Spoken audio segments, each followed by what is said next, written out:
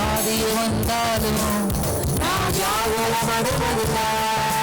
வியாதி வந்தாலும் நான் வியாகுலமடைவதில்லை. ஆனா ஒன்று மட்டும் தெரியும், நான் உங்க தோழில. ஆனா ஒன்று மட்டும் தெரியும், நான் உங்க தோழில.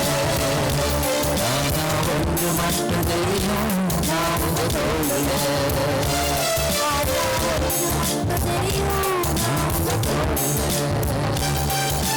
பெருக்கத்தின் எல்லை புரிந்தவரே, பெருக்கமாய் ஆசீர்வதிப்பவரே. பெருக்கத்தின் எல்லை புரிந்தவரே, பெருக்கமாய் ஆசீர்வதிப்பவரே. ஆனா ஒன்று மட்டும் தெரியும், நான் உங்க தோழில. ஆனா ஒன்று மட்டும் தெரியும், என்ன சொல்ல பார்ப்போம்.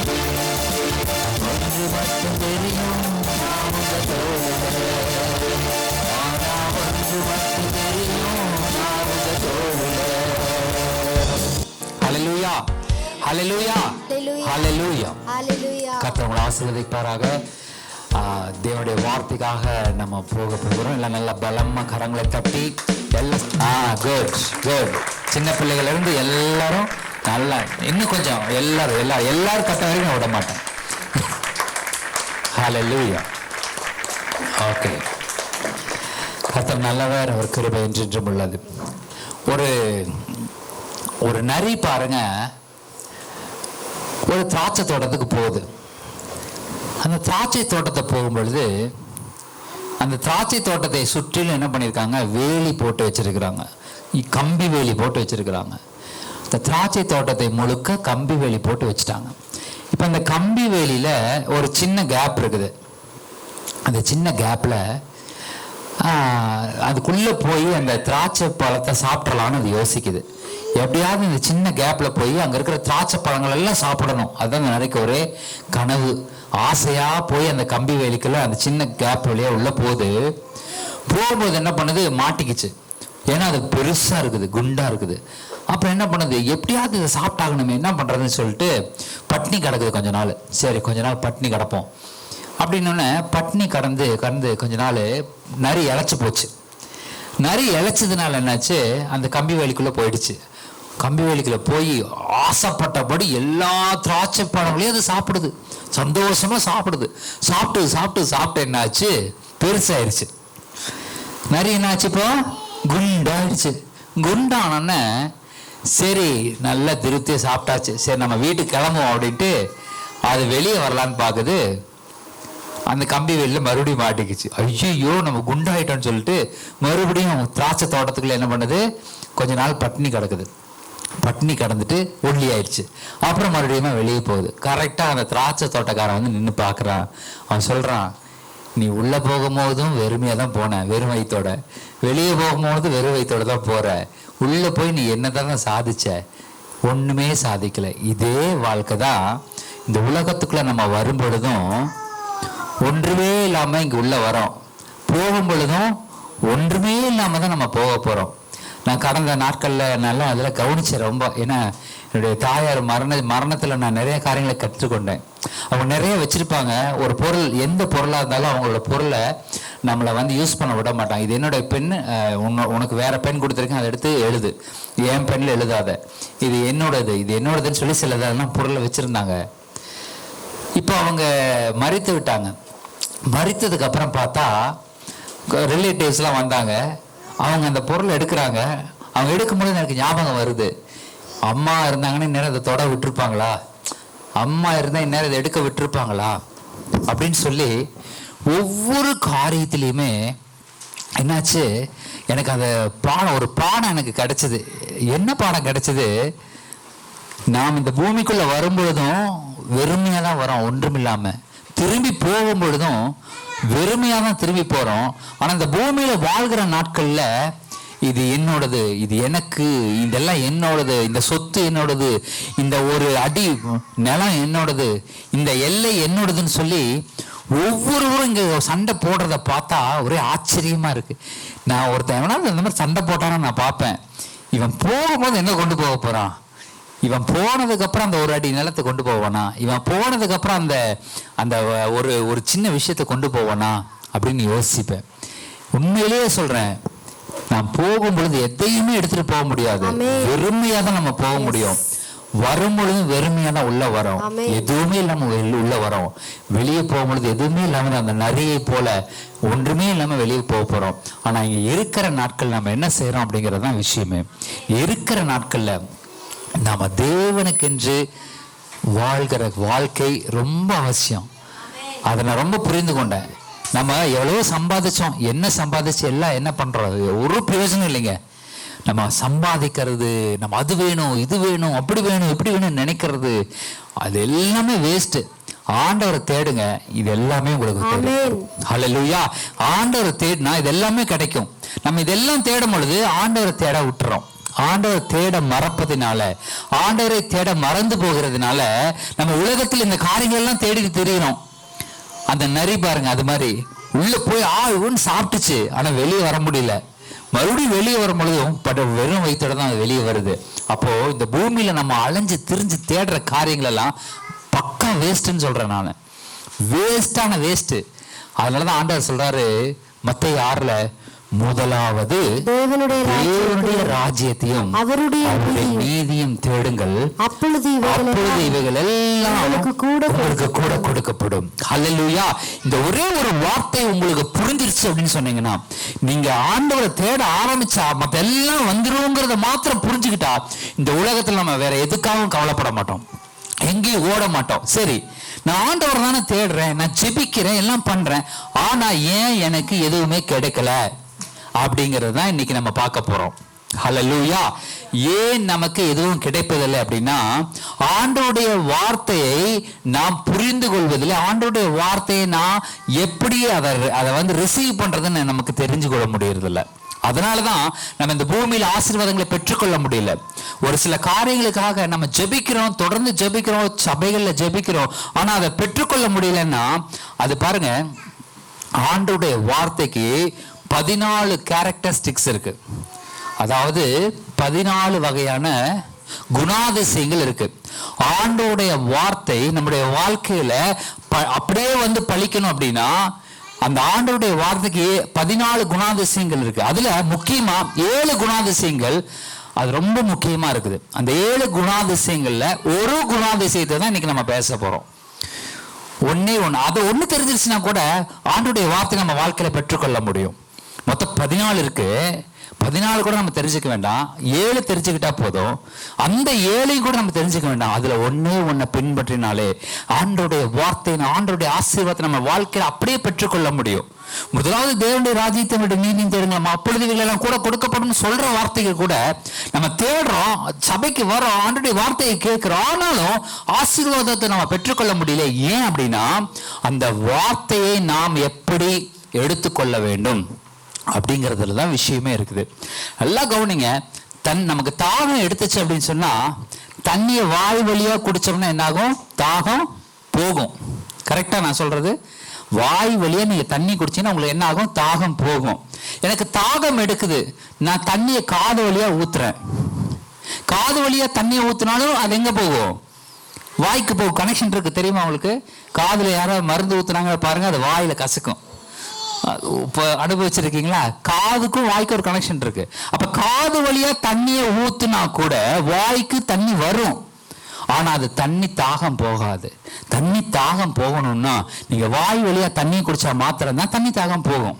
சரி, ஆண்டவருடைய வார்த்தையை எப்படி நீங்கள் உட்கொண்டால் அது உங்க வாழ்க்கையில பலிக்கும் அப்படிங்கறதான் நம்ம பார்க்க போறோம். பக்கத்துல பார்த்து சொல்லுங்க, கரெக்டா கேளுங்க, கவனமா கேளுங்க.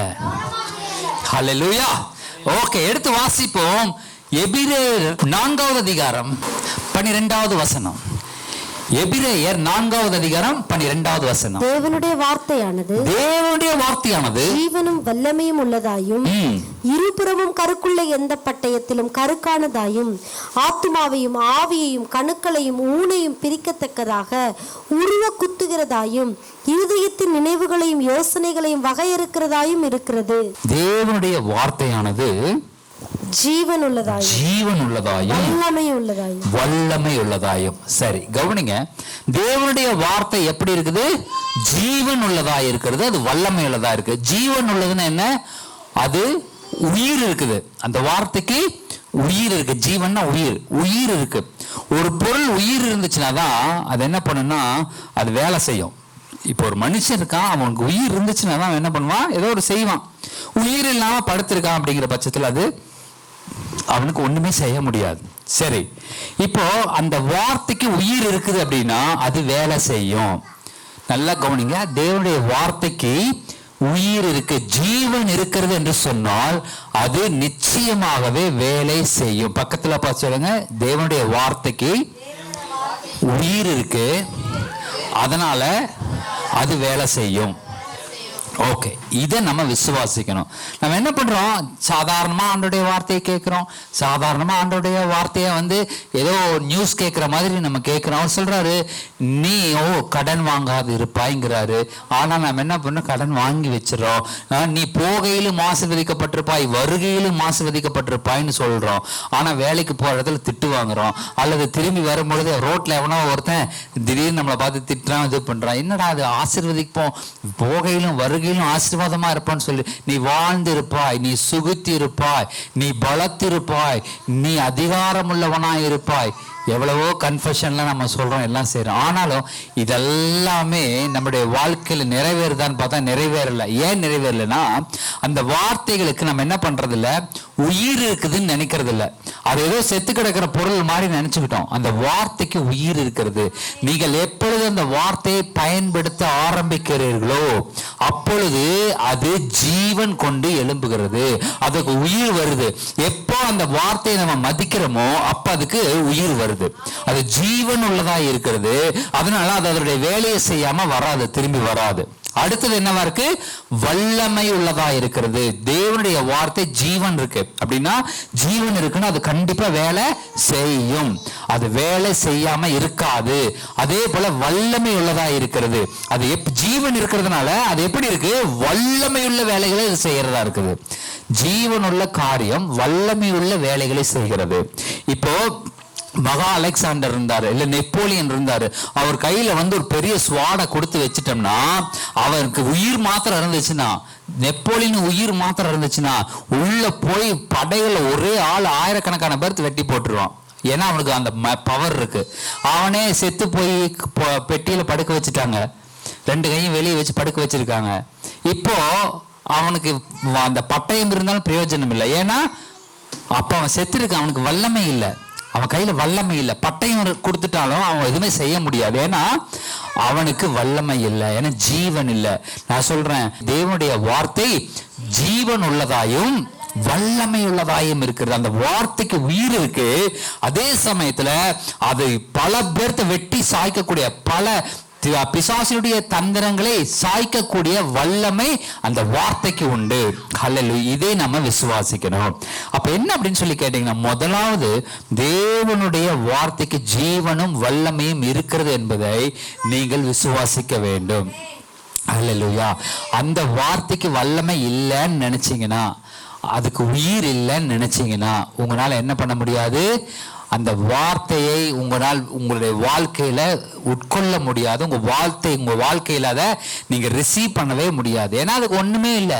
நீங்க ஒரு நியூஸ் கேட்கிற மாதிரி அல்லது ஒரு புக்கை படிக்கிற மாதிரி தான் அந்த வார்த்தையும் நீங்க படிப்பீங்க. ஒரு பாட புக்கை படிக்கிறீங்க, பாட புக்ல ஒரு திருக்குறளை படிக்கிறீங்க. ஏதாவது ஒண்ணு சொல்லுங்க பார்க்கலாம். ஒரு திருக்குறள், அகர முதல எழுத்தெல்லாம் ஆதி பகவன் முதற்றே உலகுன்னு படிக்கிறீங்க.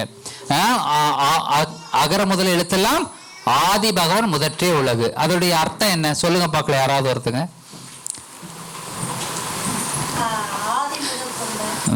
சரி, துப்பாக்கு துப்பாய துப்பாக்கி துப்பாருக்கு தூவு மலை, சொல்லுங்க பார்க்கலாம் அர்த்தம். கற்க கசட கற்றவை கற்றபை நிற்க அதுக்கு தக, சொல்லுங்க பார்க்கலாம். நம்ம என்ன பண்றோம், திருக்குறள் படிக்கணுங்க, ஓகேங்க படிச்சிடுறேங்க அப்படின்ட்டு அந்த வார்த்தைகளை அப்படியே படிச்சிடறமே தவிர அது என்ன சொல்ல வருதுங்கிறத நம்ம புரிஞ்சுக்கிறது இல்லை.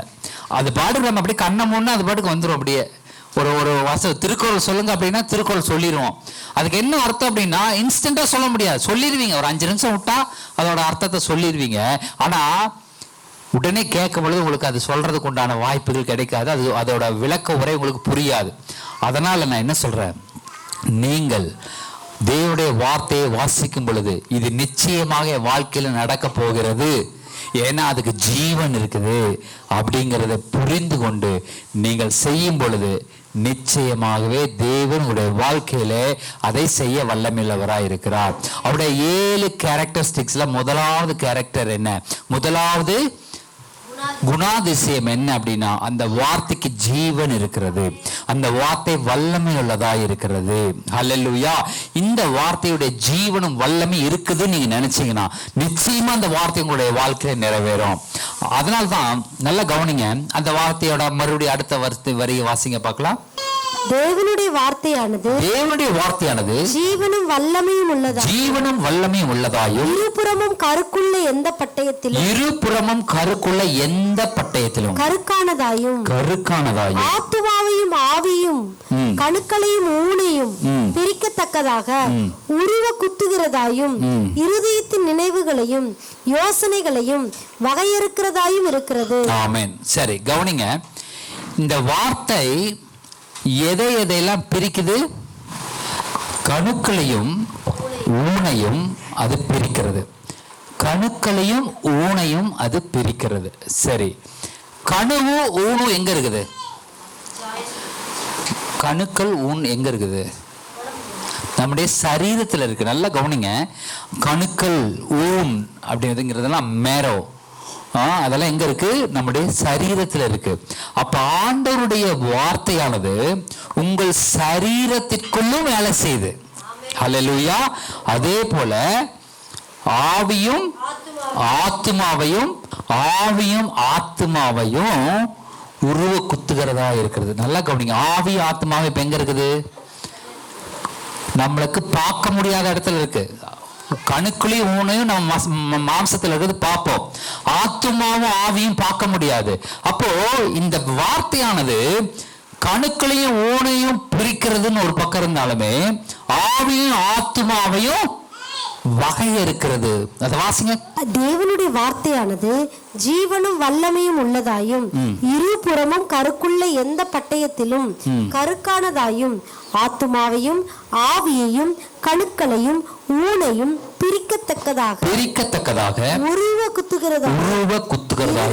சரி, ஓகே, பாருங்க, அந்த ஆத்மாவையும் ஆவியையும் உருவ குத்துகிறதாயும் அதை பிரிக்கத்தக்கதாக. ஏன் பிரிக்கணும், அந்த ஆவியும் ஆத்மாவை ஏன் பிரிக்கணும்னா, நாம் இந்த உலகத்துல வாழும் பொழுது இந்த ஆத்மா என்ன பண்ணுது, நிறைய பிரச்சனைகளையும் நிறைய கவலைகளையும் கண்ணீர்களையும் போட்டு என்ன பண்ணுது, இந்த உள்ளத்துல ஏத்திக்கிட்டே வருது. இது குப்பை தொட்டி மாறி இந்த ஆத்மா எல்லாத்தையும் உள்ள எடுத்துக்கிச்சு. இருக்கிற கஷ்டங்கள் நஷ்டங்கள் கண்ணீர் கவலைகள் கடன்கள் தொந்தரவுகள் எல்லாத்தையும் இந்த ஆத்மா ஏத்துக்கிட்டு என்ன பண்ணுது, இந்த ஆவியை போய் அப்படியே ஆஃப் பண்ணி விட்டுருது. அந்த ஆவியை போய் அப்படியே அதை அவித்து போட்டுருச்சு. அதனால என்ன பண்ணுது, இந்த ஆவினால எழும்ப முடியல. ஆண்டோடைய வார்த்தையை நான் பேசும் பொழுது, இப்ப நான் பேசிட்டு இருக்கேங்க, நீங்க கேட்டுட்டு இருக்கீங்க, உங்களுக்கு நிறைய பிரச்சனைகள் இருக்கும்போது இந்த ஆவினால நான் பேசுறத கூட ஏத்துக்க முடியாது. சரி, பாஸ்டர் இப்படிதான் சொல்லுவார், சரி அண்ணன் இப்படிதான் சொல்லுவாங்க, சரி சொல்லட்டும் அப்படிங்கிற மாதிரி தான் தோணுமே தவிர என்ன பண்ண முடியாது, நம்மளால அதை ஆவியில் எடுத்துக்கொள்ள முடியாது. அதனாலதான் வார்த்தை கிரியை செய்யல. ஏன் வார்த்தை கிரியை செய்யலன்னு சொல்லிட்டு இருக்கிறேன், இந்த கவலையெல்லாம் போய் ஆவியை அணைச்சு போட்டுறதுனால இந்த ஆண்டுடைய வார்த்தை நம்முடைய வாழ்க்கையில் கிரியை செய்ய மாட்டேங்குது. அதனாலதான் ஆண்டுடைய வார்த்தை என்ன பண்ணுது, உள்ள உருவ குத்தி ரெண்டையும் பிரிக்குது. முதல்ல நீ ஆவியையும் ஆத்துமாவையும் என்ன பண்ணுது, ஃபர்ஸ்ட் பிரிக்குது, தனித்தனியா பிரிச்சுட்டாதான் ஆண்டுடைய வார்த்தை உள்ள வேலை செய்ய ஆரம்பிக்கும். இல்லைன்னா இந்த ஆத்மாவில் இருக்க கவலைகள் போய் ஆவிய அணைச்சு போட்டுரும். இப்போ இந்த வார்த்தைகள் நடுவில் போய் ரெண்டையும் பிரிக்கும் பொழுது உங்களுடைய வாழ்க்கையில் ஆண்டுடைய வார்த்தைகள் கிரியை செய்ய ஆரம்பிக்குது. ஹல்லேலூயா. இந்த வார்த்தை ஏன் கிரியை செய்யணும் அங்க அப்படின்னா, அந்த வார்த்தை கிரியை செய்தா மாத்திரம்தான் உங்களுடைய வாழ்க்கை நன்மையான காரியங்களை பார்க்க முடியும். இல்லைன்னா நல்லதும் நடக்கும் கெட்டதும் நடக்கும். அதனால நம்ம நினைச்சுக்கோம், சரி ஏதோ தானா நடக்குது போல நினைச்சு. இல்ல, ஆண்டுடைய வார்த்தை மாத்திரம் தான் நன்மையான காரியங்கள் உங்கள் வாழ்க்கையில் செய்கிறது. தீமையான காரியங்கள் நம்ம ஆத்மா போய் அதை அணைக்கிறதுனால வர்றது. இப்போ ஆண்டுடைய வார்த்தை கேட்பதற்கு கூட மனதில்லாத ஜனங்கள் இருக்காங்க அப்படின்னா அவங்களுக்கு என்ன நடக்குது? அவங்களுடைய ஆத்மா அப்படியே மற்ற காரியங்களினால பிடிக்கப்பட்டு போய் ஆவி அணைச்சிருச்சு. ஆவி அணைத்து போட்டதுனால அவங்களால அதை கேட்க முடியல. எரேமியா எடுங்க, 23வது அதிகாரம் எடுத்து 28 வாசிங்க. சொப்பனம் கண்ட தீர்க்கதரிசி சொப்பனத்தை விவரிப்பானாக. சொப்பனம் கண்ட தீர்க்கதரிசி சொப்பனத்தை விவரிப்பானாக. என் வார்த்தை உள்ளவனோ என் வார்த்தையை உண்மையாய் சொல்வானாக. கோதுமைக்கு முன் பதர் எம்மாத்திரம் என்று கர்த்தர் சொல்லுகிறார். என் வார்த்தை அக்கினியை போலும் கண்மலையை நொறுக்கும் சம்மட்டியை போலும் இருக்கிறதல்லவோ என்று கர்த்தர் சொல்லுகிறார். கோதுமைக்கு முன் பதர் எம்மாத்திரம். நல்லா கவனிங்க இந்த வார்த்தை. இது நல்லா கவனிக்கலன்னா உங்களுக்கு அண்டர்ஸ்டாண்ட் பண்ண முடியாது. தீர்க்க தரிசனமும் சொப்பனங்களையும் பெருசா அவர் கவனிக்கல, ஆனா தேவனுடைய வார்த்தையை அவர் கவனிக்கிறார். ஹல்லேலூயா. நம்ம நினைக்கிறோம் சில தீர்க்க தரிசனங்கள், சில தீர்க்கதரிசி வந்திருக்காங்க, அவங்க எங்களை பத்தி சொல்றாங்க, எங்களை பத்தி அப்படியே வாழ்க்கையில எந்த விதமான நன்மைகளும் எந்த விதமான காரியங்களும் வரப்போறது இல்லை. அவங்க சொல்றாங்க, அது அப்படியே நடக்கும். ஆனால் உங்களுக்குள்ளிருந்து எதுவுமே வளராது, உங்களுக்குள்ளிருந்து எதுவுமே வெளியே வராது. ஏன் வராதுன்னா, கேட்கிற அந்த வார்த்தைகள், கேட்கிற தீர்க்க தரிசனங்கள் உங்களுக்கு சந்தோஷத்தையோ இல்ல கவலைகளையோ கொடுக்க கூடும், ஆனால் உங்களுக்கு இருந்து எந்த நல்ல காரியத்தை வெளியே கொண்டு வராது. ஆனா தேவனுடைய வார்த்தை என்னப்பட்டது? அது ஒரு விதை. லூக்கா 11 சொல்லப்பட்டிருக்குது, தேவனுடைய வார்த்தை என்ன? விதை. அந்த விதையை நீங்கள் பெற்றுக்கொள்ளும் பொழுது, அது விளைச்சலை உண்டு பண்ணுகிறது. தீர்க்க தரிசனங்களோ சொப்பனங்களோ என்ன பண்ண முடியாது? விளைச்சலை கொடுக்க முடியாது. ஆனா தேவனுடைய வார்த்தை விளைச்சலை கொடுக்க முடியும்னு சொல்லுது. அப்ப அந்த விளைச்சலை அது கொடுக்கணும் அப்படின்னா அந்த வார்த்தைகளை நீங்கள் உங்களுடைய இருதயமாகிய அந்த மண்ணில விதைக்கணும். இப்ப நான் சொல்லிட்டே இருக்கேன், விதைச்சுக்கிட்டே இருக்கேன். நீங்க கவனமா கேட்டீங்கன்னா உங்களுக்குள்ள அது போய் அது வேலை செய்ய ஆரம்பிக்கும்.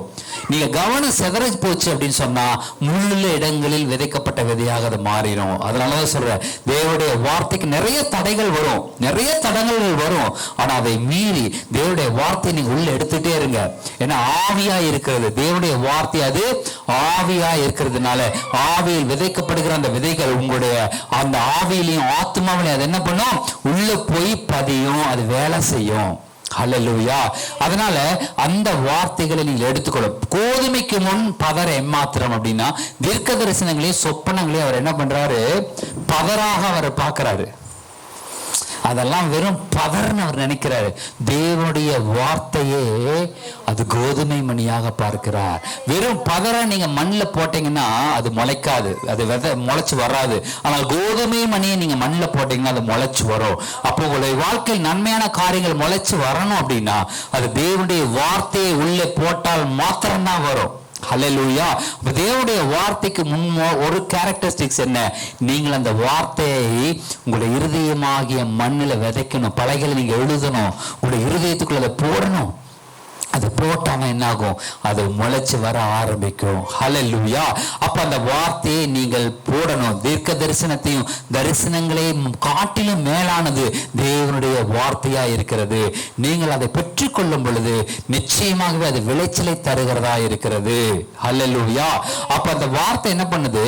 இருபுறமும் கருக்குள்ள எந்த பட்டயத்திலும் கருக்கானதா இருக்கிறது. நம்ம அந்த எபிரேயர் 4:12 வாசிக்கிறோம். பாருங்க, அது அதோட கிரீக் வேர்டு என்ன பார்த்தீங்கன்னா டிஸ்டோமோஸ். அதோட கிரீக் வேர்டு DISTOMOS. என்னது? டிஸ்டோமோஸ். அப்போ கிரீக் வேர்ட்ல இந்த ஒரு வேர்டை அப்படி கொடுத்துருக்கு கிரீக் வேர்ட்ல. அப்போ டிஸ்டோமோஸ் அப்படின்னா DID அப்படின்னா என்ன அர்த்தம்னு கேட்டீங்கன்னா டூன்னு அர்த்தம், ரெண்டுன்னு அர்த்தம். ஸ்டோமோஸ் அப்படின்னா மவுத்துன்னு அர்த்தம், வாய். ஸ்டோமா அப்படின்னா வாய்ன்னு அர்த்தம். அந்த இரண்டு வாய், இது போருங்க, இரண்டு கருக்குள்ள 10 வாசிங்க. வெளிப்படுத்தல் 1:16. தமது வலது கரத்திலே 7 நட்சத்திரங்களை ஏந்தி கொண்டிருந்தார். அவர் வாயிலிருந்து இருபுறமும் கருக்குள்ள பட்டயம் புறப்பட்டது. அவருடைய வாயிலிருந்து இருபுறமும் கருக்குள்ள பட்டயம் புறப்பட்டது. கவனிங்க, அவருடைய வாயிலிருந்து இருபுறமும் கருக்குள்ள பட்டயம் என்ன பண்ணிருச்சு? புறப்பட்டுச்சு. அந்த இருபுறமும் கருக்குள்ள பட்டயமாகிய அந்த தேவனுடைய வார்த்தை புறப்பட்டுச்சு. ஆனா அந்த வார்த்தை எப்பொழுது நம்முடைய வாழ்க்கை கிரியை செய்ய ஆரம்பிக்கும், நாம் அதை திருப்பி சொல்லும் பொழுது, நாம் அதை ரிப்பீட் பண்ணும் பொழுதுதான் அது நிச்சயமாகவே அது வேலை செய்கிறதா இருக்கிறது. ஹல்லேலூயா! எத்தனை பேருக்கு இது புரியுது? நாம் சொல்லுகிற வார்த்தை, ஆவியில் சொல்லப்படுகிற வார்த்தை மாம்சத்தில் நீங்கள் தொடர்ந்து சொல்லும் பொழுது நிச்சயமாக உங்க வாழ்க்கையில் அது இடைப்படுகிறதா இருக்கிறது. நிச்சயமாக உங்களுடைய வாழ்க்கையில் அந்த வார்த்தை அது அப்படியே நன்மையை தருகிறதா இருக்கிறது. அது உங்க வாழ்க்கையில ஆசீர்வாதத்தை தருகிறதா இருக்கிறது. ஹல்லேலூயா! அப்ப நான் சொல்லும் பொழுது, நான் இங்க இருந்து பிரசங்கம் பண்ணும் பொழுது ஆவியில் நிறைந்து சொல்லுகிற வார்த்தைகளை நீங்கள் அதை அப்படியே ரிப்பீட் பண்ணும் பொழுது, ஆமீன்னு சொல்லி ஹல்லேலூயான்னு சொல்லி நீங்க அதை எடுக்கும் பொழுது உங்க வாழ்க்கையில் அப்படியே வந்து அது பலிக்கிறதா இருக்கிறது. ஹல்லேலூயா! அப்ப ஆண்டுடைய வார்த்தை இருபுறமும் கருக்குள்ள பட்டயம், இருபுறமும் வாயுள்ள ஒரு பட்டயமாக இருக்குது. அப்ப ஆவியில் சொல்லப்படுகிற இந்த இருபுறம் கருக்குள்ள பட்டயம் அவர் வாயிலிருந்து புறப்பட்டதுன்னு வெளிப்படுத்த 1:16 சொன்னபடி அவருடைய வாயிலிருந்து ஆசீர்வாதமான வார்த்தைகள் புறப்பட்டுச்சு. அதை நம்ம ரிப்பீட் பண்ணும் பொழுது அது நம்ம வாழ்க்கையில் அப்படியே வந்து பலிக்கிறது. ஹல்லேலூயா!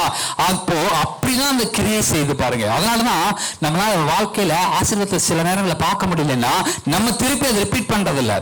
அங்கிருந்து வர்றதை மட்டும் கேட்டுட்டு அப்படியே வந்துடுறோம். வருகிற காரியங்களை மட்டும் கேட்கிறோம், அப்படியே போயிடுறோம். பிரசங்கத்தை கேட்கிறோம், அப்படியே போயிடுறோம். நான் சொல்றேன், திருப்பி அந்த பிரசங்கத்தையும் எடுத்து நீங்க பேசுங்க. திரும்பி அந்த பிரசங்கத்தை திரும்பி ரீகால் பண்ணுங்க. எழுதி வச்சு எடுத்து பாருங்க, என்னெல்லாம் ஆண்டவர் சொல்லியிருக்காரு, என்னெல்லாம் ஆண்டவர் பேசியிருக்கிறார், அதை திரும்பி நீங்க பேசுங்க. ஆண்டவர் என் வாழ்க்கையில் நன்மையான காரியங்களை தருவேன்னு சொல்லியிருக்கிறாரு. என் பிள்ளைகள் கர்த்தரால் போதிக்கப்பட்டிருப்பார்கள் சொல்லியிருக்கிறாரு. இப்படி ஒவ்வொரு வார்த்தையை சொல்லுகிற ஆண்டவர் சொல்லுகிற ஒவ்வொரு ஆசீர்வாதமான வார்த்தைகளை நீங்க திரும்பி எடுத்து ரிப்பீட் பண்ணி பாருங்க. உங்க வாழ்க்கையில் அப்படியே பலிக்கும். ஹல்லேலூயா! அப்ப ஆண்டவருடைய வார்த்தை இப்படிதான் கிரியை செய்யுது. ஆண்டவருடைய வார்த்தை இப்படிதான் வேலை செய்யுது. அப்ப அது எப்படி வேலை செய்யுதுங்கிறத நம்ம புரிஞ்சுக்கணும். ஹல்லேலூயா! ஹல்லேலூயா! கையை உயர்த்தி நல்லா சொல்லுங்க. ஹல்லேலூயா! ஹல்லேலூயா! ரைட். அப்போ அந்த வார்த்தை எப்படி கிரியை செய்து நீங்கள் திருப்பி சொல்லும் பொழுது, அதனாலதான் சொல்றேன், திரும்பி நீங்க சொல்லலைன்னா கிரியையே செய்யாது. நீங்க அப்படியே உட்காந்து அப்படியே எந்திரிச்சு போக வேண்டியதான். எப்பொழுது ரிப்பீட் பண்றீங்களோ, நான் அதனாலதான் சொல்றேன், பக்கத்துல பார்த்து சொல்லுங்க, பக்கத்துல பார்த்து சொல்லுங்க. ஏன் சொல்றேன்? நீங்க சொல்லும் பொழுது அந்த காரியங்கள் எல்லாம் உங்களுக்கு ஆசீர்வாதமாக மாறும். ஹல்லேலூயா! ஹல்லேலூயா! அப்போ இந்த வார்த்தைகள் தான் நமக்கு அதை கிரியை செய்கிறதா இருக்கிறது. அவருடைய வார்த்தை சகல பிரஸ்தாபங்களை பார்க்கிலும் அது மேலானதா இருக்கு. சங்கீதத்துல சொல்லுது 138:2, சங்கீதம் 138வது சங்கீதம் 2வது வசனம் அப்படிதான் சொல்லுது. பரிசுத்த ஆலயத்திற்கு நேராக நான் பணிந்து உமது கிருபை நிமித்தமும் உமது உண்மை நிமித்தமும் உமது நாமத்தை துதிப்பேன். உமது சகல பிரஸ்தாபத்தை பார்க்கிலும் உமது வார்த்தையை நீர் மகிமைப்படுத்தி இருக்கிறீர். சகல பிரஸ்தாபத்தை பார்க்கலாம் அவருடைய வார்த்தை அவர் மகிமைப்படுத்தி இருக்கிறார். ஹல்லேலூயா! அவர் இந்த உலகத்துல படைச்ச அண்ட சராசரங்களை படைத்து இந்த பூமியில் இவ்வளவு காரியங்களை அவர் படைத்து வச்சிருக்கிறாரு. ஆனா இது எல்லாவற்றையும் பார்க்கலாம் அவருடைய வார்த்தையை அவர் மகிமைப்படுத்தி இருக்கிறார். ஏன் அவருடைய வார்த்தை மகிமைப்படுத்தி இருக்கிறார்? அவருடைய வார்த்தை உங்களுக்குள் கிரியை செய்ய வேண்டும்னு அவர் நினைக்கிறாரு. அந்த வார்த்தையை நீங்கள் எடுத்து பேசும் பொழுது இந்த அவர் படைத்த இந்த அண்ட சராசரங்கள் மேல தேவனுடைய ஆளுகை உங்களுக்கு இருக்கிறது என்பதை அவர் வெளிப்படுத்தும்படியாக அவர் சொல்றாரு. ஹல்லேலூயா! ஹல்லேலூயா! கரங்களை எடுத்து சொல்லுங்க பார்க்கலாம். ஹல்லேலூயா! மகிமைப்படுத்தி இருக்கிறார். அந்த வார்த்தை மகிமைப்படுத்தப்பட்ட வார்த்தை உங்களுக்குள்ளாக அது போகணும், உங்களுக்குள்ள வேலை செய்யணும். அப்படி செஞ்சுதான் இந்த உலகத்தை நீங்கள் ஆள முடியும். ஹல்லேலூயா! அவரை மகிமைப்படுத்தின அந்த வார்த்தையை நீங்க உங்களுக்கு விட்டீங்கன்னா அது உங்களுக்கு மகிமையாக உங்களுக்கு அது தெரியும். ஹல்லேலூயா! அது சாதாரண வார்த்தைகளை கேட்டுட்டு நீங்க போனா நிச்சயமா அது கிரியை செய்யாது. ஆனா அவர் உங்களை மேன்மைப்படுத்தும்படியாக தேவன் அதை வைத்திருக்கிறார். ஹல்லேலூயா! இந்த ஏசாயாவை எடுத்து வாசி. ஏசாயா 49:2 எடுத்து வாசிங்க. ஏசாயா 49:2. அவர் என் வாயை கூர்மையான பட்டயமாக்கி தமது கரத்தின் நிழலினால் என்னை மறைத்து. அவனுடைய வாயை என்ன பண்ணிருக்காரா? கூர்மையான பட்டயமாக்கி இருக்கிறார். பக்கத்துல பார்த்து சொல்லுங்க, உன்னுடைய வாய் கூர்மையான பட்டயம். பட்டயம். உங்களுடைய வாய் கூர்மையான பட்டயம். பட்டயம். ஹல்லேலூயா. ஆமென். அப்போ நம்முடைய வாய் அவர் கூர்மையான பட்டயமாக்கி இருக்கிறாரு. நான் சொல்றேன், ஒரு மொன்ன கத்தியை கொண்டு போய் நீங்க ஒரு வாழை மரத்தை எவ்வளவு தூரம் வெட்டினாலும் அது காயம் பட்டே தான் இருக்கும், உழுகாது. ஆனா நல்லா ஷார்ப்பா இருக்கிற ஒரு கத்தியை கொண்டு போய் ஒரே ஒரு சீவி பாருங்க, அப்படியே அது கல்ண்டு விழுந்துரும். அதே போலதான் உங்களுடைய வாய் கூர்மையான பட்டயமாக இருக்கிறது என்று சொன்னா, நீங்க சொல்லுகிற அந்த வார்த்தை, ஆண்டுடைய வார்த்தையை நீங்க வெளியே சொன்னீங்கன்னாவே அது அதோடைய வேலையை கச்சிதமா செய்து முடிக்கும்.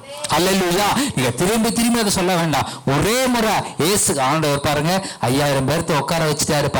50 பேரா பந்திய உட்கார வச்சுட்டு ஒண்ணுமே இல்லை, சாதாரண சொன்னாரு, ஆண்டு கத்தாவே நமக்கு ஸ்தோத்திரம். அப்பத்தையும் அந்த மீனையும் எடுத்து வானத்தை அண்ணாந்து பார்த்து ஸ்தோத்திரம் சொன்னாரு. அதுக்கப்புறம் கொடுக்க சொன்னாரு. வேற ஏதாவது சொன்னாரா? அந்நிய பாஷையில் ரொம்ப நேரம் ஜெபம் பண்ணாரா? இல்ல வேற ஏதாவது செஞ்சாரா? உபவாசம் இருந்துகிட்டு இருந்தாரா? ஒரு மாசம் நான் இந்த அப்பத்தை பெருக்கணுங்கிறதுக்காக, மீனை பெருக்கணும், ஒண்ணுமே இல்லை. ஆண்டு அப்படியே ஷார்ப்பா சொன்னாரு, கர்த்தருக்கு ஸ்தோத்திரம் பண்ணாரு. அந்த அப்படியே அவங்க கண்ணு முன்னாடி அப்பமும் அந்த மீனும் பெருகுச்சு. அல்லேலூயா. அதே போல உங்களுடைய வார்த்தை ஷார்ப்பா இருக்கணும், ஷார்ப்பா இருக்கணும். நீங்க சொல்லும் பொழுது அப்படியே அது நிக்கணும். அல்லேலூயா. அதை போய் சொன்னாரு, சீலோகம் குளத்துல போய் கழுவு அப்படின்னாரு. ஷார்ப்பா சொன்னாரு. அவன் போனா கழுவுனா பார்வை அடைஞ்சான். ஆமேன். அவர் செய்த ஒவ்வொரு அற்புதங்களையும் பாருங்க. திணறிட்டு எல்லாம் இருக்குல்ல, ஐயோ என்ன பண்றது, ஒண்ணுமே திணறல. எந்திரிச்சாரு, கடலையும் காற்றையும் பார்த்து அதட்டினாரு. அப்படியே நின்றுச்சு, அமைதி உண்டாயிற்று கடல்லையும். அப்ப என்ன அர்த்தம்? அவர் சொல்ற ஒவ்வொரு வார்த்தையும் இவ்வளவு ஷார்ப்பா இருந்தது, அவ்வளவு ஷார்ப்பா இருந்தது. எப்படி அவருக்கு அவ்வளவு ஷார்ப்னஸ் கிடைச்சது? இப்ப நான் சொன்னதெல்லாம் அவர் செஞ்சுக்கிட்டு இருந்தாரு. அல்லேலூயா. அவர் என்ன செஞ்சாரோ அதை நான் இப்ப சொல்லிக்கிட்டு இருக்கிறேன்.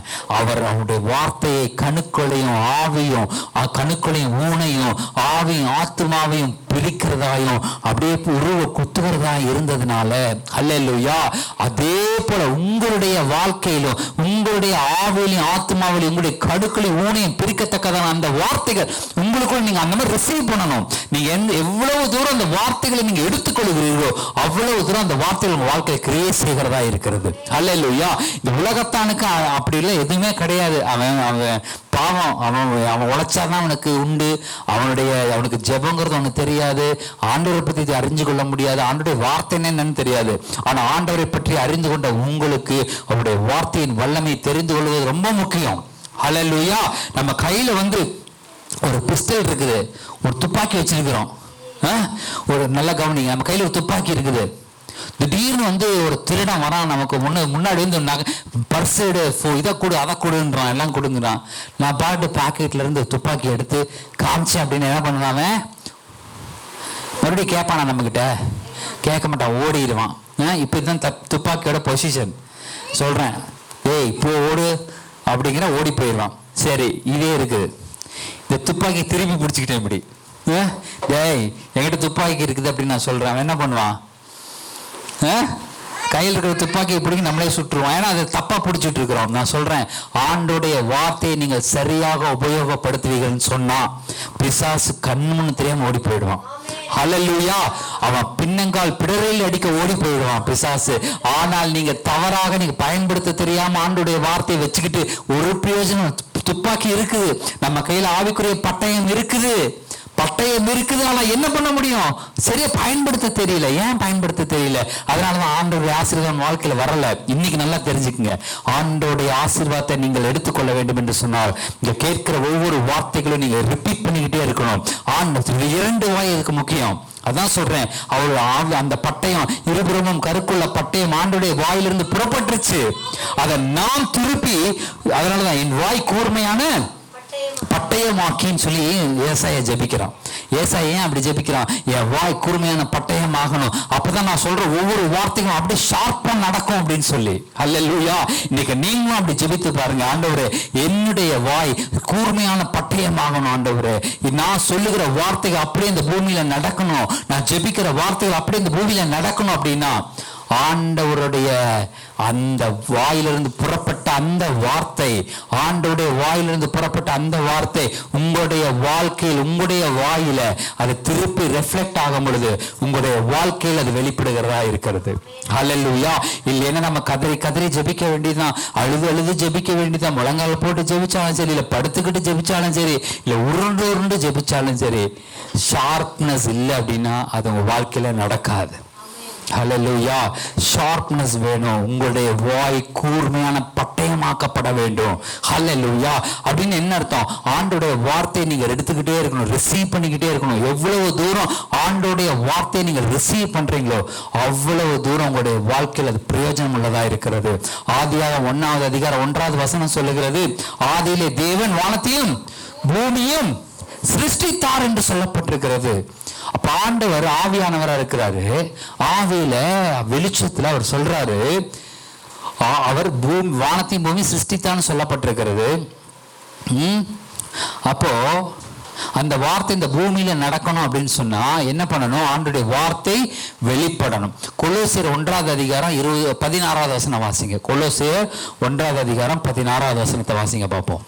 ஏனென்றால் அவருக்குள் சகலமும் சிருஷ்டிக்கப்பட்டது, பரலோகத்தில் உள்ளவைகளும் பூலோகத்தில் உள்ளவைகளும் ஆகிய காணப்படுகிறவைகளும் காணப்படாதவைகளுமான சகல வஸ்துக்களும், சிங்காசனங்களானாலும் கர்த்தத்துவங்களானாலும் துரைத்தனங்களானாலும் அதிகாரங்களானாலும் சகலமும் அவரை கொண்டும் அவருக்கென்றும் சிருஷ்டிக்கப்பட்டது. சகலமும் அவருக்கொண்டும் அவருக்கென்றும் சிருஷ்டிக்கப்பட்டது. ஹல்லேலூயா. பாருங்க, ஆண்டவர் ஆவியா இருக்கிறாரு. இயேசு கிறிஸ்து தான் வார்த்தை. அப்ப வார்த்தையாகிய இயேசு கிறிஸ்துவை ஆவியிலே அவர் பிரயோகப்படுத்தும் பொழுது இப்போ செய்யப்பட்ட அந்த எல்லா விதமான கிரியேஷன்ஸ், எல்லா விதமான படைப்புகளும் தேவனுடைய வார்த்தையை கொண்டுதான் படைக்கப்பட்டது. ஹல்லேலூயா. ஆனா ஆவியில தேவன் சொல்லிட்டாரு, வெளிச்சம் உண்டாகட்டும், அது உண்டாகட்டும், இதை உண்டாகட்டும், அவர் எதை சொன்னாலுமே இந்த பூமியிலே அது நடைபெற வேண்டும் என்றால் இந்த வார்த்தை தேவைப்படுகிறது. ஹல்லேலூயா. அப்ப இந்த பூமியிலன்னா உங்களுடைய வாழ்க்கையிலும் என்னுடைய வாழ்க்கையிலும் நன்மையான காரியங்கள் நம்ம பார்க்கணும் அப்படின்னு சொன்னா அதுக்கு தேவ வார்த்தை தேவையா இருக்கிறது. அந்த வார்த்தை மாம்சமாக இந்த பூமியிலே இயேசு கிறிஸ்துவாய் பிறந்தார். அவர் இன்கார்னேட் ஆனாரு. ஆனா அந்த வார்த்தை தேவன் ஆவியில் உபயோகப்படுத்தும் பொழுது பூமியிலே காரியங்களை செய்வதற்கு வார்த்தையாகிய கிறிஸ்து நமக்கு தேவைப்படுகிறார். ஹல்லேலூயா. இது ரொம்ப கருக்கான விஷயங்கள், ரொம்ப கருகலான மேட்டரா இருந்தாலும் நீங்க புரிந்து கொள்ளணும். ஆவியில் சொல்லப்படுகிற விஷயங்கள் இந்த பூமியிலே நம் கண்கள் காண நடக்க வேண்டும் என்று சொன்னால் வார்த்தை வேண்டும். அந்த வார்த்தை நாம் சரியான முறையில் பயன்படுத்த வேண்டும், சரியான முறையில் நம்ம ரிசீவ் பண்ணணும். அப்பொழுது அது பாருங்க, அது ஃபயரா இருக்கும். எரேமியா 23:29 சொல்லுது, அது வந்து ஃபயர். வார்த்தை அக்கினியை போலும், கண்மலையை நொறுக்கும் சம்மட்டியை போலும் இருக்கிறதல்ல. கண்மலையை நொறுக்குகிற சம்மட்டியை போலும் அது இருக்குதாமா. ஆண்டோடைய வார்த்தை நம்ம நினைக்கிறோம், நம்ம பிரச்சனைகள்லாம் ஐயோ கண்மலை மாதிரி நிக்குது, ஐயோ இப்படி நிக்குது, அப்படி அது என்னவா இருந்தாலும் போயிட்டு போகுது. ஆண்டோடைய வார்த்தை உள்ள வரும் பொழுது உன்னுடைய பிரச்சனையாகிய கண்மலை, எவ்வளவு பெரிய பாறை அங்க நின்றுட்டு இருந்தாலும், எவ்வளவு பெரிய மலை அங்க நின்று இருந்தாலும் சரி, அதை நொறுக்கி எடுக்கக்கூடிய வல்லமை ஆண்டோடைய வார்த்தைக்கு உண்டு. ஹல்லேலூயா. வாழ்க்கையில் இருக்கிற எல்லா பிரச்சனைகளுக்கும் அவர் அந்த ஃபயரா, அதாவது சுட்டெரிக்கும் அக்னியாகவும் அந்த கண்மலையை நொறுக்குகிற சம்மட்டியாகவும் தேவனுடைய வார்த்தை உங்களுடைய வாழ்க்கையில வருகிறது. ஹல்லேலூயா. இது நீங்க புரிஞ்சுக்கிட்டீங்கன்னாவே போதும். ஆண்டோடைய வார்த்தை பிரச்சனையை நொறுக்கி போடுகிற சம்மட்டி அப்படிங்கிறத திரும்பி சொல்லுங்க. ஹல்லேலூயா. நான் சொல்லும் பொழுது அதை திருப்பி நீங்க சொல்லும் பொழுது நிச்சயமா உன் பிரச்சனைகளை உடைத்து நொறுக்குகிற சம்மட்டியாக. சம்மட்டினா ஒரு பெரிய ஹேமர், பெரிய ஹேமர் எடுத்து போட்டா ஒரே அடியில் எல்லாம் நொறுங்கி போயிடும். அப்பேற்பட்ட வார்த்தையாக தேவனுடைய வார்த்தை உங்களுடைய பிரச்சனைகளுக்கு முன்பாக நிற்கிறது. அந்த சம்மட்டியை யூஸ் பண்ணுங்க, அந்த ஃபயரை யூஸ் பண்ணுங்க, அந்த அக்னியை யூஸ் பண்ணுங்க. உங்க பிரச்சனைகள்லாம் ஒன்றுமில்லாமல் போகும். ஆனா நம்ம என்ன பண்றோம்? இந்த உலகத்துக்குள்ள ஏதாவது கிடைக்குமா தேடி போறோம். உதவிகள் செய்யும், இங்க ஏதாவது கிடைக்குமா, அங்க ஏதாவது கிடைக்குமா, இங்க ஏதாவது தேடி போறதுனால நம்மளால என்ன பண்ண முடியல? ஆண்டுடைய வார்த்தையை பயன்படுத்த முடியல. ஏன்னா அதை பயன்படுத்துறதுக்குண்டான வாய்ப்பை நம்ம கொடுக்கறது இல்ல. நம்ம கொடுக்கணும். ஆண்டவரே, உங்களுடைய வார்த்தை சம்மட்டியா இருக்கிறது. என் மேல இருக்க பிரச்சனைகளான அந்த கண்மலை உடைச்சு நொறுக்குகிற சம்மட்டி, அது நிச்சயமா நொறுக்கணும். இயேசுவின் நாமத்தினால சொல்லுங்க, அது நிச்சயமா அது நொறுக்கப்படும். ஹல்லேலூயா. ஏன்னா உங்களுடைய வாய் ஷார்ப்பான பட்டயம், நல்ல கருக்குள்ள பட்டயமா இருக்கிறது உங்க வாய். நீங்க ஜெபம் பண்ணணும், ஆண்டவர் என்னுடைய வாயை கருக்குள்ள பட்டயமா மாற்றுங்க ஆண்டவரேன்னு சொல்லணும். நீங்க சொல்ற பிரச்சனை அப்போ உங்க சொல்ற ஒவ்வொரு வார்த்தைகள் அப்படியே இந்த பூமியில நிறைவேறுகிறதா இருக்கிறது. ஹல்லேலூயா. இது நீங்க நல்லா அறிந்து கொள்ளணும். எசேக்கியேல் 37வது அதிகாரம் 1-10 வரைக்கும் நம்ம வாசிக்கும் பொழுது அந்த பள்ளத்தாக்கு, எலும்புகள் நிறைந்த பள்ளத்தாக்கிலே எசேக்கியாவை கொண்டு போய் நிறுத்தினாரு. எசேக்கியேல் அந்த காரியங்களை மாத்திரம் வாசிங்க 1-10 வரைக்கும். கர்த்தருடைய கை என் மேல் அமர்ந்து கர்த்தர் என்னை ஆவிக்குள்ளாக்கி வெளியே கொண்டு போய் எலும்புகள் நிறைந்த ஒரு பள்ளத்தாக்கின் நடுவில் நிறுத்தி என்னை அவைகளின் அருகே சுற்றி நடக்க பண்ணினார். இதோ பள்ளத்தாக்கின் வெட்ட வெளியிலே அந்த எலும்புகள் மகா திரளாய் கிடந்தது, அவைகள் மிகவும் உலர்ந்ததுமாய் இருந்தது. அவர் என்னை நோக்கி, மனுபுத்திரனே, இந்த எலும்புகள் உயிரடையுமா என்று கேட்டார். அதற்கு நான், கர்த்தராகிய ஆண்டவரே, தேவரீர் அதை அறிவீர் என்றேன். அப்பொழுது அவர், நீ இந்த எலும்புகளை குறித்து தீர்க்க தரிசனம் உரைத்து அவைகளை பார்த்து சொல்ல வேண்டியது என்னவென்றால், உலர்ந்த எலும்புகளை கர்த்தருடைய வார்த்தையை கேளுங்கள். கர்த்தராகிய ஆண்டவர் இந்த எலும்புகளை நோக்கி, இதோ நான் உங்களுக்குள் ஆவியை பிரவேசிக்க பண்ணுவேன், அப்பொழுது உயிரடைவீர்கள். நான் உங்கள் மேல் நரம்புகளை சேர்த்து உங்கள் மேல் மாம்சத்தை உண்டாக்கி உங்களை தோலினால் மூடி உங்களில் ஆவியை கட்டளையிடுவேன், அப்பொழுது நீங்கள் உயிரடைந்து நான் கர்த்தர் என்று அறிந்து கொள்வீர்கள் என்று உரைக்கிறார் என்று சொல் என்றார். எனக்கு கட்டளையிட்டபடியே நான் தீர்க்க தரிசனம் உரைத்தேன். தேவன் அதை சொல்லிட்டாரு, எசேக்கியேல் சொல்லிட்டாரு, நீ போய் அவைகளை பார்த்து தீர்க்க தரிசனம் உரை அப்படின்னு தேவன் சொல்லிட்டாரு. ஏன் அவரே சொல்ல வேண்டியதானே? ஏன் அவர் சொல்லல? அவர் ஆவியிலே சொன்னாரு, அவர் தரிசனத்துல சொப்பனதை அவர் சொல்றாரு. ஆனா சொல்ற காரியம் இந்த பூமியில நடக்க வேண்டும் என்று சொன்னால் எசேக்கியேல் இப்ப வாயை திறக்கணும். ஆமென். ஹல்லேலூயா. பக்கத்துல பார்த்து நீ வாயை திறக்கணும். நம்ம வாயை திறந்தாதான் அது உயிரடையும். தேவன் சொல்லிட்டாரு, தேவன் ஆவியில் சகல நன்மையான காரியங்களை உன்னுடைய வாழ்க்கையில சொல்லிட்டாரு. ஆனால் அது உன்னுடைய வாழ்க்கையில் நம்ம பார்க்கும்படி நிறைவேற வேண்டும் என்று சொன்னால் நான் வாயை திறக்கணும். ஹல்லேலூயா. பக்கத்துல பார்த்தோம், நான் வாயை திறக்கணும்.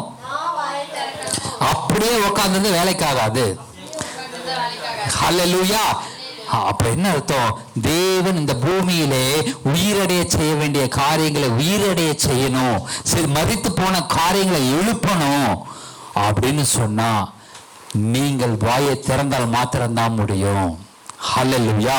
சரி, எசேக்கியேல் வாயை திறந்தானா? வாசிங்க. எனக்கு கட்டளையிட்டபடியே நான் தீர்க்க தரிசனம் உரைத்தேன். எனக்கு கட்டளையிட்டபடியே நான் தீர்க்க தரிசனம் உரைத்தேன். நான் தீர்க்க தரிசனம் உரைக்கையில் ஒரு இரைச்சல் உண்டாயிற்று. நீங்க வாயை திறந்தாதான் உங்க வாழ்க்கையில ஏதோ ஒண்ணு நடக்கிற மாதிரி தெரியும். நீங்க வாயை திறக்காத பட்சத்துல உங்க வாழ்க்கையில எதுவுமே நடக்காது. அப்படியே கிணத்துக்குள்ள போட்ட கல்லு மாதிரி தான் ஒவ்வொரு காரியங்களும் கடக்கும். ஆனா நீங்க வாயை திறந்தீங்கன்னா தான் ஏதோ ஒண்ணு நடக்க ஆரம்பிக்கும். இப்ப எசேக்கியேல் வாயை திறக்கிறான், ஒரு இரைச்சல் உண்டாயிற்று. வாசிங்க. இதோ அசைவுண்டாகி ஒவ்வொரு எலும்பும் தன் தன் எலும்போடே சேர்ந்து கொண்டது. ஒவ்வொரு எலும்பும் தன் தன் எலும்போடே சேர்ந்து கொண்டது. கவனிங்க, இவன் மட்டும் அங்க எல்லா பள்ளத்தாக்குல சண்டை போட்டு எல்லாம் செத்து உலர்ந்த எலும்பெல்லாம் காஞ்சிருச்சு, ட்ரை ஆயிடுச்சு, ட்ரை போன்ஸ். அங்க எந்த எலும்பு எதோட தலை, இந்த தலை எதோடது, இந்த மண்டை இந்த எதோடது, இந்த கை எலும்பு எது, இந்த விரல் எங்க, எல்லாம் தனித்தனியா கிடக்குது. அந்த பள்ளத்தாக்கு முழுவதும் எலும்புகளால் நிறைஞ்சிருக்குது. இப்ப எசேக்கியேல் கிட்ட ஆண்டவர் சொல்றாரு, நீ போய் அந்த எலும்பெல்லாம் எடுத்து எல்லாம் செட் பண்ணு. நேற்று ஒரு பிசியோதெரபிஸ்ட பேசிக்கிட்டு இருந்தேன், ஒரு பொண்ணு. அவன் வந்து சொன்னா, நான் போய் ஒரு வீரப்பன் காட்டுல இருந்து எலும்பு கூடலாம் எடுத்துட்டு வந்து நான் செட் பண்ணி வச்சேன், ஒரு குழந்தையோட எலும்பு கூட கொண்டு வந்து நான் செட் பண்ணி வச்சேன்னு நான் சொல்லிட்டு இருந்தாப்புல. அதான் யோசிச்சேன், இந்த மாதிரி செட் பண்ண சொல்லி எசேக்கியேல்கிட்ட சொல்லியிருந்தா அவன் வாழ்நாள் பூரா செட் பண்ணி இருந்தால் என்ன பண்ணியிருக்க முடியாது, அந்த எலும்புகளை ஒன்று சேர்த்திருக்க முடியாது. ஏன்னா அத்தனை எலும்பு மலை மாதிரி எலும்பு கிடக்குது. இப்ப எசேக்கியேல் போய் ஒவ்வொரு எலும்பு எடுத்து இது இதோடதா அப்படின்னு செட் பண்ணிட்டு இருந்தா ஒரு வேலைக்கும் ஆகாது, எதுவுமே நடக்காது. ஆனா எசேக்கியேல் என்ன பண்ண சொல்றாரு? தீர்க்க தரிசனம் உரைன்னு என்ன அர்த்தம்? பேசு, நீ சொல்லு. அந்த சொல்லும் பொழுது என்ன நடக்கும் அதெல்லாம் அது வாசிங்க தொடர்ந்து. ஒரு இரைச்சல் உண்டாயிற்று, இதோ அசைவுண்டாகி ஒவ்வொரு எலும்பும் தன் தன் எலும்போடு சேர்ந்து கொண்டது. ஒவ்வொரு எலும்பும் தன் தன் எலும்போடு சேர்ந்து கொண்டது. ஹல்லேலூயா. கரங்களை தட்டுங்க பார்க்கலாம். ஹல்லேலூயா. உங்களுடைய வாழ்க்கையில உலர்ந்து போன காரியங்கள் பாருங்க, அந்தந்த எலும்புகள் தன் எலும்போடு சேர்ந்து கொண்டதான். இவன் போய் சேர்க்கல, இவன் பேசினான். நன்மைகள் அங்கொன்று இங்கொன்றுமா இருக்கலாம், எங்கெங்கயோ நன்மைகள் அங்கங்க இருக்கான். அங்க நன்மை நடந்துச்சு, அங்க நன்மை நடந்துச்சு, அங்க நன்மை நடந்துச்சு, இங்க எனக்கு ஒரு நன்மை இருக்குது, எங்கெங்கயோ இருக்கும். ஆனால் நீங்கள் தீர்க்க தரிசனம் உரைக்கும் பொழுது, உங்களுடைய வாழ்க்கையை பார்த்து நீங்கள் தீர்க்க தரிசனம் உரைக்கும் பொழுது, ஆங்காங்கே இருக்கக்கூடிய நன்மைகள் எல்லாம் ஒன்று சேர்ந்து மகா சேனையாக எழுந்து நிற்கும். ஹல்லேலூயா. உங்களுக்கு நன்மைகள் மகா சேனையாக எழுந்து நிற்கணுமா? நிச்சயமா உங்களுடைய வாயை திறந்து நீங்கள் சொல்லும் பொழுது, உரைக்கும் பொழுது அது நடக்கும் என்று சொல்லுகிறேன். ஹல்லேலூயா. அதை வாசிங்க. அதை நான் பார்த்து கொண்டிருக்கையில் இதோ அவைகள் மேல் நரம்புகளும் மாம்சமும் உண்டாயிற்று. ஹல்லேலூயா. நான் பார்த்து கொண்டிருக்கையில் இதோ அவைகள் மேல் நரம்புகளும் மாம்சமும் உண்டாயிற்று. மேற்புறமெங்கும் தோலினால் மூடப்பட்டது. மேற்புறமெங்கும் தோலினால் மூடப்பட்டது. ஆனாலும் அவைகளில் ஆவி இல்லாதிருந்தது. ஆனாலும் அவைகளில் ஆவி இல்லாதிருந்தது. நம்முடைய ஆசீர்வாதங்கள் சில நேரங்கள்ல எல்லாம் செட் ஆகி வந்துருச்சு. அது இது இருக்கு, எதுவே எல்லாமே இருக்கு. எனக்கு தங்கி இருக்கிற ஒரு இடம் இருக்குது, தேவையான போன் இருக்குது, தேவையான காரியங்கள்லாம் இருக்குது. ஆனா அது எதுலையுமே எனக்கு ஒரு உயிர் இருக்கிற மாதிரி இல்லை, ஒரு ஜீவன் இல்லை, சந்தோஷம் இல்லாம இருக்கு, வாழ்க்கையில ஏதோ சந்தோஷம் இல்லாம இருக்கு அப்படின்னு சொன்னீங்களா? வாசிங்க. அதை தொடர்ந்து மேற்புறமெங்கும் தோலினால் மூடப்பட்டது, ஆனாலும் அவைகளில் ஆவி இல்லாதிருந்தது. அப்பொழுது அவர் என்னை பார்த்து, நீ ஆவியை நோக்கி தீர்க்க தரிசனம் உரை. மனுபுத்திரனே, நீ தீர்க்க தரிசனம் உரைத்த ஆவியை நோக்கி கர்த்தராகிய ஆண்டவர் உரைக்கிறது என்னவென்றால், ஆவியே, நீ காற்று திசை நான்கிலும் இருந்து வந்து கொலை உண்ட இவர்கள் உயிரடையும்படிக்கு இவர்கள் மேல் ஊது என்கிறார். ஹல்லேலூயா. நல்ல கவனிங்க. எல்லாம் எனக்கு இருக்குது, ஆனா ஒரு சந்தோஷம் இல்லை. எல்லாம் இருக்கு, ஆனா என்னமோ குறைபாடா இருக்குது. அப்போ நரம்புகள் இருக்கு சேர்ந்துருச்சு, எலும்புகள் சேர்ந்துருச்சு, தசைகள் சேர்ந்துருச்சு, மேல தோலினால் மூடி எல்லாம் இருக்கு, ஆனா எல்லாம் அப்படி அப்படியே கிடக்குது. ஆனா அவைகளுக்குள்ள ஆவி இல்லாம இருக்கு. அதான் நீங்க சொல்றீங்க, என் வாழ்க்கையில எல்லாம் இருக்கிற மாதிரி இருக்கு, ஆனா உள்ளார ஒரு சந்தோஷம் இல்லை, உள்ள எல்லாம் மறைத்து போன மாதிரி இருக்குன்னு சொல்லி நினைக்கிறீங்களா?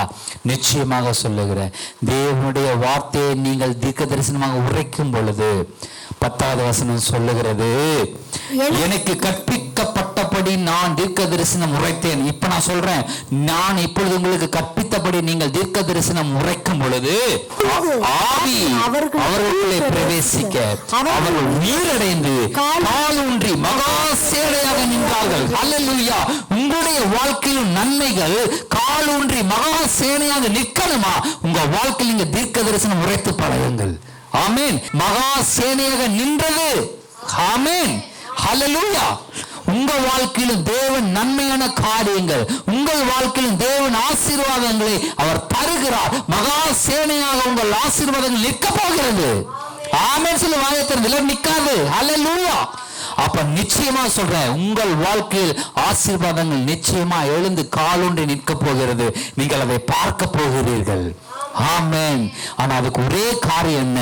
நீங்கள் உங்கள் வாழ்க்கையை பார்த்து தீர்க்க தரிசனம் உரைக்க வேண்டும். உங்க வாழ்க்கையை பார்த்து நீங்க தீர்க்க தரிசனம் உரைக்க அது மகா சேனையாக எழுந்து நிற்கும். அதிசயங்கள் மகா சேனையாக நிற்கும். ஆசீர்வாதங்கள் மகா சேனையாக எழுந்து நிற்கும். ஆமென். இந்த காரியங்களை நீங்கள் புரிந்து கொள்ள வேண்டும். தேவனுடைய வார்த்தை கிரியை செய்யறதுக்கு 14 வகைகள் இருக்கு, 14 கேரக்டரிஸ்டிக்ஸ் இருக்கு ஆண்டவருடைய வார்த்தைக்கு. அதில் நான் இன்னைக்கு 2 தான் உங்களுக்கு சொல்லி கொடுத்துருக்கேன். இந்த 2 சொன்னீங்கன்னா கூட போதும். இந்த 2 நீங்கள் அப்ளை பண்ணீங்கன்னா உங்க வாழ்க்கை ஆசீர்வாதத்தின் மேல் ஆசீர்வாதம். ஹல்லேலூயா. செழிப்பின் மேல் செழிப்பு, பரிசுத்தத்தின் மேல் பரிசுத்தம். தேவனுடைய வார்த்தை உங்களுக்குள் வரும்பொழுது பரிசுத்தம் ஆட்டோமேட்டிக்கா வரும். ஒரு பாவத்தை என்னால் மேற்கொள்ள முடியாம கஷ்டப்படுறேன்னு சொல்றீங்களா? கவலைப்படாதீங்க. தேவனுடைய வார்த்தையை சரியான விதத்தில் உள்ள விதைத்து பாருங்க. அந்த வார்த்தை உங்களை பரிசுத்தத்துக்குள்ளாக நடத்தி கொண்டு போகும். ஹல்லேலூயா. தேவ பரிசுத்தம் உங்களுக்குள்ளாக வரும். தேவனுடைய ஆசீர்வாதம் உங்களுக்குள்ளாக வரும். தேவ செழிப்பு உங்களுக்குள்ளாக வரும். ஏன்னா அவர் ஜீவனுள்ள தேவனாயிருக்கிறாரே. ஹல்லேலூயா. தேவன் ஜீவன் உள்ளவராய் இருக்கிறார். ஒரு வசனத்தை இருந்து வாசிக்கலாம். அவர் ஜீவன் உள்ளவராய் இருக்கிறார். எரேமியா 10:10 வாசிங்க பார்க்கலாம். கர்த்தரோ மெய்யான தெய்வம், அவர் ஜீவனுள்ள தேவன். அவர் ஜீவனுள்ள தேவனாய் இருக்கிறார். கர்த்தர் மெய்யான தேவனாய் இருக்கிறார். கர்த்தர் மெய்யான தேவனாய் இருப்பதினாலே, அவர் ஜீவனுள்ளவராய் இருப்பதினாலே உங்கள் வாழ்க்கையில் அவர் கிரியை செய்ய வல்லமுள்ளவராய் இருக்கிறார். அவருடைய வார்த்தை அவருடைய ஜீவன் உள்ளதாய் இருக்கிறது. தேவன் ஜீவன் உள்ளவராய் இருக்கிறார். ஹல்லேலூயா. அப்ப பேசப்படுகிற ஒவ்வொரு வார்த்தைகளும் உங்களுடைய வாழ்க்கையில் கிரியை செய்யும். அது மகா சேனையாக எழுதி நிற்கும். நிச்சயமாக அதை நீங்கள் எதிர்பாருங்கள். கர்த்தர் பெரிய காரியங்களை செய்வார். கண்களை மூடி நம்ம ஜெபிப்போம். எழுந்து நிற்போம். Thank you Jesus. நன்றி ஆண்டவரே. எல்லாம் எழுந்து நில்லுங்க பார்ப்போம். ஹல்லேலூயா, ஹல்லேலூயா. நன்றி அப்பா. தேவாதி தேவன் ஆண்டவரே, உமது வார்த்தையை நாங்கள் இவ்வளவு நாட்கள் இது அசட்டையாக நாங்கள் கேட்டுட்டோம், அசட்டையாக நாங்கள் கேட்டு நின்றுட்டோம் ஆண்டவரே. ஒருவேளை அதனால தான் எங்கள் வாழ்க்கையில் ஆசீர்வாதங்கள் தடைப்பட்டிருக்கலாம், குறைப்பட்டிருக்கலாம். நெடுநாள் ஜெபித்த காரியங்கள் வாழ்க்கையில் அது கிடைக்காம போயிருக்கலாம். ஆனால் இந்த நாளிலே என்னுடைய வாழ்க்கையை பார்த்து நானே தீர்க்க தரிசனம் உரைக்கப் போகிறேன். ஹல்லேலூயா. என்னுடைய வாழ்க்கையில எந்தெந்த பகுதிகள் எல்லாம் உலர்ந்து கிடந்ததோ, எந்தெந்த எலும்புகள் உலர்ந்து அப்படியே கடந்ததோ, அந்த இடத்தின் மேலெல்லாம் நான் பேச போறேன். என் வாழ்க்கையில இந்த பகுதி உலர்ந்து கிடந்துச்சு, அந்த பகுதி மேல நான் பேசுறேன். எல்லாம் உயிரடைந்து நிற்கட்டும், மகா பெரிய சேனையாக உயிரடைந்து நிற்கட்டும். மகா பெரிய ஆசீர்வாதம் எனக்கு பெண்டிங்ல இருந்துச்சு, அது கிடைக்காமையே இருந்துச்சு. அந்த ஆசீர்வாதங்களை தேவன் உங்களுக்கு தர விரும்புகிறார். ஹல்லேலூயா. அதுக்கு ஒரே காரியம், உங்கள் வாழ்க்கையில் உலர்ந்த பகுதிகளை பார்த்து நீங்கள் பேசுங்க. என் பகுதி என்னுடைய வாழ்க்கை இந்த ஒரு பகுதியில பாவம் ஒட்டி கொண்டிருக்கிறது, அந்த பகுதி மேல தேவனுடைய வார்த்தையை நீங்கள் பேசுங்கள். நான் பரிசுத்த ஆகியால் நீங்களும் பரிசுத்தராயிருங்கள் சொல்லி, அல்ல கர்த்தர் பரிசுத்தராய் இருக்கிறது போல நம்மையும் பரிசுத்தராக்க ஹல்லேலூயா அவர் நினைக்கிறார். ஆகையினால் நீங்க ஒப்பு கொடுங்க. ஆண்டவரே, இந்த பிள்ளைகளை இதை கேட்டுக்கொண்டிருக்கிற ஒவ்வொருடைய வாழ்க்கையும் முது பலத்த கரங்களுக்குள்ளாக நாங்கள் ஒப்பு கொடுத்து நாங்கள் ஜெபிக்கிறோம் ஆண்டவரே. அப்பா, பாவ வாழ்க்கையில் இருக்கும் பொழுது ஆண்டவருடைய வார்த்தை எங்களுடைய வாழ்க்கையில் அது பதியாது, அது விதைக்க முடியாது. ஆண்டவருடைய வார்த்தையை விதைக்க முடியாவிட்டால் அது பலன் தராது. அது பலன் தராவிட்டால் எங்களுடைய வாழ்க்கையில் ஆசீர்வாதங்களை பார்க்க முடியாது. அல்லேலூயா. ஆகையினால் இந்த நாளில் ஒப்பு கொடுக்கிறோம், சபையாக ஒப்பு கொடுக்கிறோம். எங்க வாழ்க்கையில் ஏதாவது ஒரு பாவங்கள் ஒட்டி கொண்டிருக்குமே, ஆண்டவருடைய வார்த்தை கிரியை செய்ய முடியாது. ஹல்லேலூயா. இப்பொழுது ஒப்பு கொடுங்க ஒவ்வொருவரும். ஆண்டவரே ஸ்தோத்திரம். இந்த ஒரு பகுதி, இந்த ஒரு இடம் எனக்கு பாவத்தை கொண்டு வருகிறது, அதை நான் ஒப்பு கொடுக்கிறேன்னு சொல்லி தேவனுடைய பலிபீடத்தின் மேல நீங்க வைக்கும் பொழுது தேவனுடைய வார்த்தை அக்னியாயும் மலைகளை பர்வதங்களை கண்மலையை நொறுக்குகிற அது சம்மட்டியாகவும் இருப்பதினால இப்பொழுது நீங்கள் வைக்கிற அந்த பலிபீடத்தின் மேல வைக்கிற அந்த பாவத்தை, அந்த குற்றத்தை மெய்யாகவே தேவன் அவருடைய சுட்டெரிக்கும் அக்னியை கொண்டு சுட்டெரித்து மறுபடியும் உங்க வாழ்க்கையில் வர முடியாதபடிக்கு அதை செய்ய அவர் வல்லமையுள்ளவர். ஹல்லேலூயா. தெரிந்தே நீங்கள் செய்கிற பாவங்கள், தெரிந்தே செய்கிற அக்கிரமங்கள், மீறுதல்கள் இப்பொழுது ஆண்டவருடைய பலிபீடத்தின் மேல வைப்பீங்களா? ஆண்டவருடைய பலிபீடத்தின் மேல வைப்பீங்களா? ஒப்பு கொடுங்க பார்க்கலாம். ஆண்டவரே ஸ்தோத்திரம். அறிந்தும் நாங்கள் இதை செய்துட்டோம், அறியாம கூட சில நேரங்களில் செய்துட்டோம். நாங்கள் அறிந்து செய்த இந்த மீறுதலை ஆண்டவரே ஸ்தோத்திரம் மன்னிங்கப்பா. ஒரு விஷயம் மன்னிங்க ஆண்டவரே, ஒரு விஷயம் மன்னிங்கப்பா. ஆண்டவரே, என் வாழ்க்கையில என் குடும்பத்துல என்னால கூட ஒருவேளை ஆசீர்வாதம் தடைபடலாம். ஆண்டவரே, என்னை மன்னிச்சிருங்கப்பா. ஒரு விஷயம் மன்னிச்சிருங்க ஆண்டவரே. என்னால தடைப்பட்ட என் குடும்பத்துக்கும் என்னுடைய வாழ்க்கையிலும் தடைப்பட்டு இருக்கிற அந்த பாவத்தை, அந்த மீறுதல், அந்த அக்கிரமத்தை நீ ஒரு விஷயம் கண்ணோக்கி பார்த்து தேவனுடைய அக்கினி அதை சுட்டெரிக்கும்படியாக அதை நீங்க பலிபீடத்து மேல வைங்க. அல்ல ஒவ்வொருவரும் இந்த சபையில இதை கேட்டுக்கொண்டிருக்கிற ஒவ்வொருவரும் இந்த நேரத்துல நீங்க ஒப்பு கொடுக்கும் பொழுது நிச்சயமாக தேவனுடைய அக்கினி உங்களுடைய மீறுதல்களை வந்து சுட்டெரிக்கிறது, உங்கள் பாவ அக்கிரமங்களை சுட்டெரிக்கிறது. Shadama naharaba shikere delerima durala raba shikere delerama. Hallelujah. தேவாவியானவருடைய வல்லமை, தேவாவியானவருடைய வல்லமை உங்களுடைய எல்லா விதமான இன்னர் பார்ட்ஸ்ல அல்லது உள்ள இருக்கிற எல்லா விதமான அணுக்கள்கள்ல ஒளிந்திருக்கக்கூடிய அக்கிரமங்களையும் பாவங்களையும் கூட அது அறிந்திருக்கிறது. ஹல்லேலூயா. இப்போ ஒப்பு கொடுத்துட்டீங்கன்னா முற்றிலுமாக தேவனை கழுவி சுத்திகரிக்க வல்லமையுள்ளவராக இருக்கிறார். ஹல்லேலூயா. அறிக்கை செய்துட்டா போதும், அவருடைய ரத்தம் சகல பாவங்களையும் கழுவி சுத்திகரிக்கிறது. உங்களுக்கு நன்மையை தர அது வல்லமில்லதா இருக்கிறது. அது ஒரே ஒரு காரியம் தடையா இருக்குது. தேவனிடத்துல கிட்டி சேர முடியாதபடிக்கு, தேவனுடைய வார்த்தையை இருதயத்தில் விதைக்க முடியாதபடிக்கு இருக்கிற அந்த ஒரு தடையை மாத்திரம் உங்களை விட்டு நீங்க நீக்கி போட முடியுமா? இந்த நேரம் பரிசுத்த ஆவியானவருடைய பிரசன்னம் இந்த இடம் முழுவதும் நிரம்பி இருக்கிறத நான் பார்க்கிறேன்.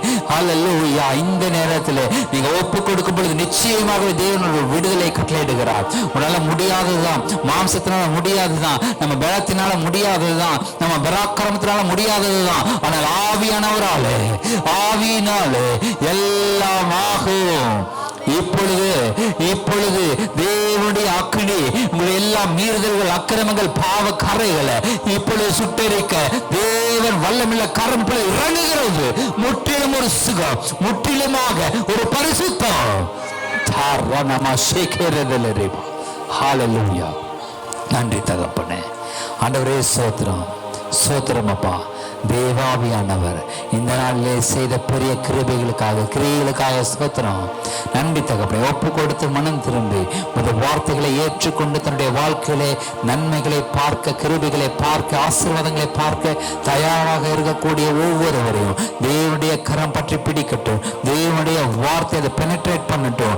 ஆண்டவரே ஸ்தோத்திரம். அது ஊடுருவி சென்று ஆவி ஆத்மாவையும் பிரித்து, கணுக்களையும் ஊனையும் பிரித்து, ஆண்டவரே ஸ்தோத்திரம், ஆசீர்வாதங்களுடைய வாழ்க்கையில விதைக்கத்தக்கதாக எல்லா விதமான அக்கிரமங்களை நீக்கி, ஆண்டவரே தேவனுடைய வார்த்தை அவங்களுடைய வாழ்க்கையில விதைத்து சகல ஆசீர்வாதங்களையும் பெற்றுக்கொள்ளும்படியாக தேவனுடைய வல்லமையுள்ள நாமத்தினாலே நான் ஒவ்வொருவரையும் ஆசீர்வதிக்கிறேன். நன்றி தகப்பனே. உங்களுக்கு ஸ்தோத்திரம்.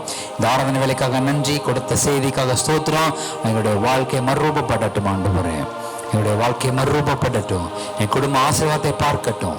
என்னுடைய பிள்ளைகள் ஆசீர்வாதத்தை பார்க்கட்டும். என்னுடைய பெற்றோர் ஆசீர்வாதத்தை பார்க்கட்டும். ஆண்டவரே ஸ்தோத்திரங்களை முழுமையாக ஒப்பு கொடுக்கிறோம்.